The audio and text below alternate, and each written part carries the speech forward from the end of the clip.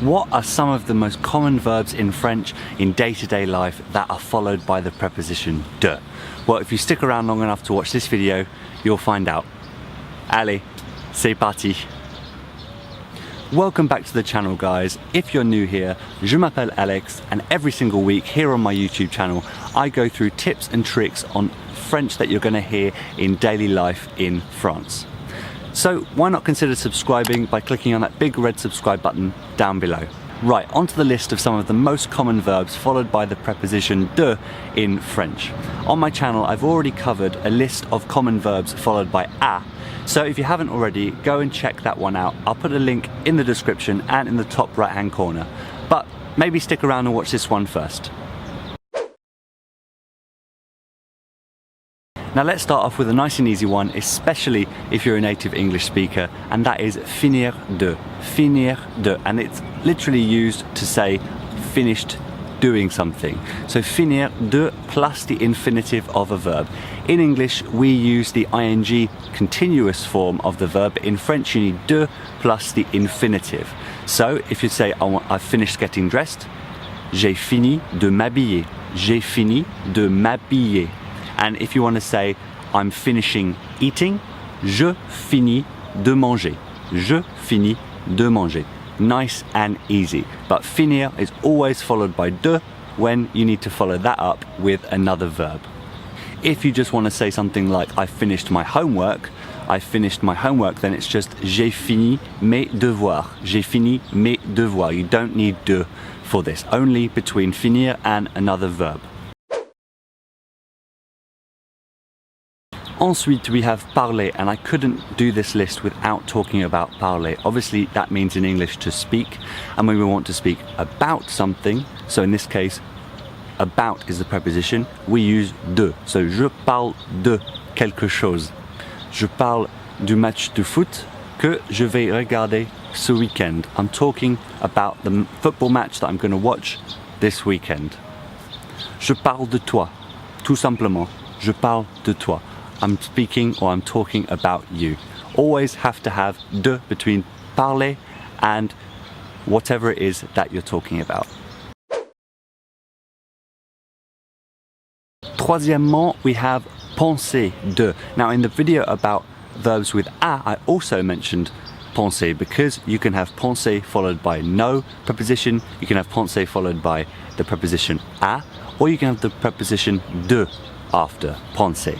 So what does the penser de form actually mean? Well, it's pretty much always used in question form because you use it to ask someone's opinion about something. Qu'est-ce que tu penses de la performance de Arsenal ce weekend? What do you think about Arsenal's performance? What do you think about Arsenal's performance? You then usually reply with je pense que. Je pense que. So the de is only used in the question beforehand. What do you think about something? Qu'est-ce que tu penses de, followed by the noun. Essayer, essayer, which means to try something. So you can say j'essaie quelque chose, or for the purposes of this video, we're talking about verbs followed by de. So when you want to say essayer de and then another verb, so you try a new sport or you try a new activity, you say essayer de faire or essayer de jouer or essayer de manger. As a learner, you're going to say this all the time. I think this is probably definitely in my list of top 10 most used verbs. J'essaie de parler en français. J'essaie de parler en français. Or perhaps a more funny example would be j'essaie de ne pas tomber quand je suis bourré. J'essaie de ne pas tomber quand je suis bourré.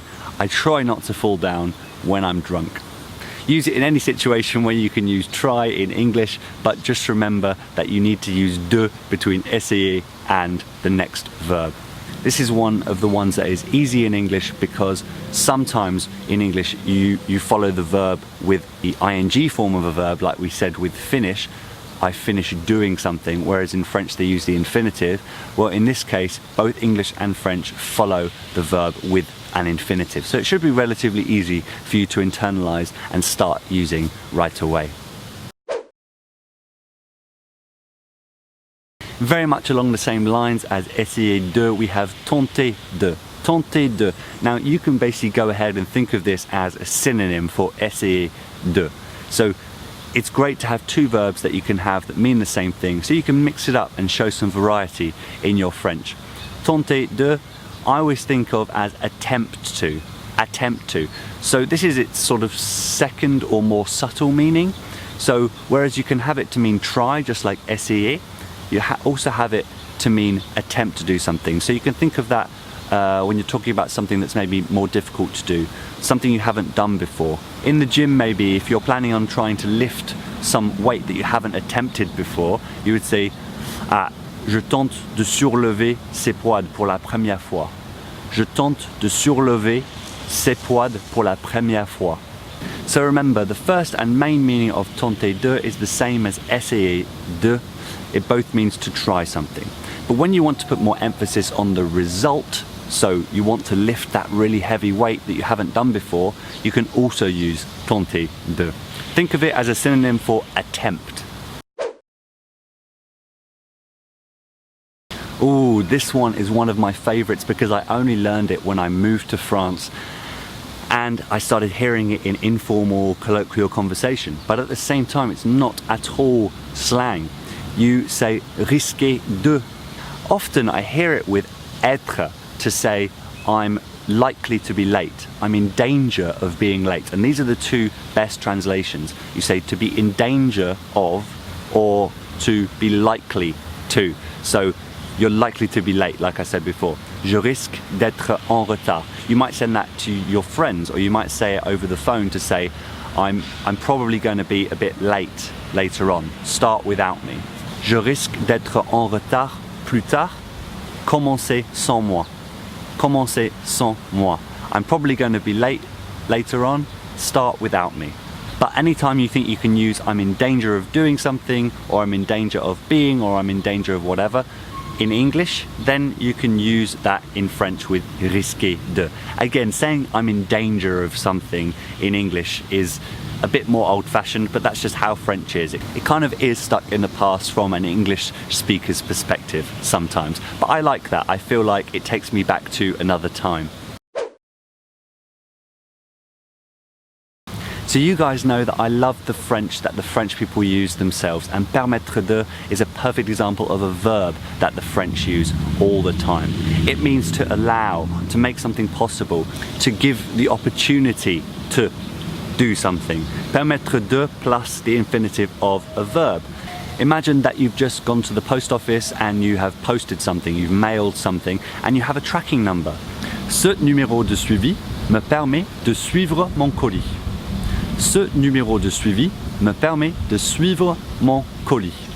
The tracking number allows me to, or gives me the opportunity to, or makes possible to track my parcel.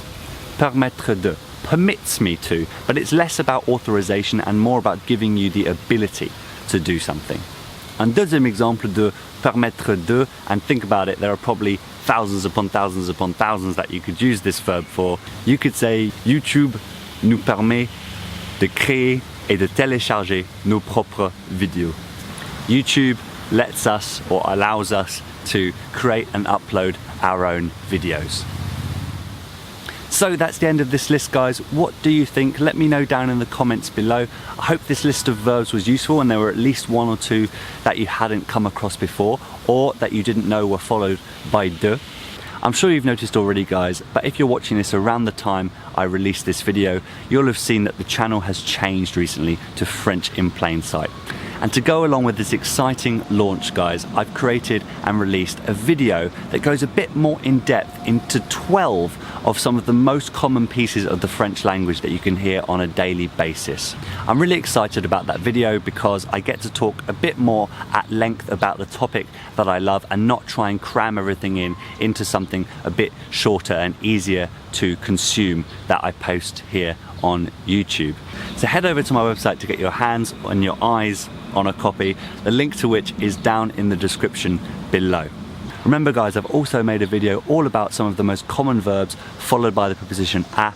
Go ahead and find a link to that in the description below. If you enjoyed this video, however, give it a big thumbs up down below. If you're new around here, please do smash that subscribe button. We're getting closer and closer to that 1,000 subscriber mark. But until next time everyone, merci beaucoup de regarder. À la prochaine. Ciao.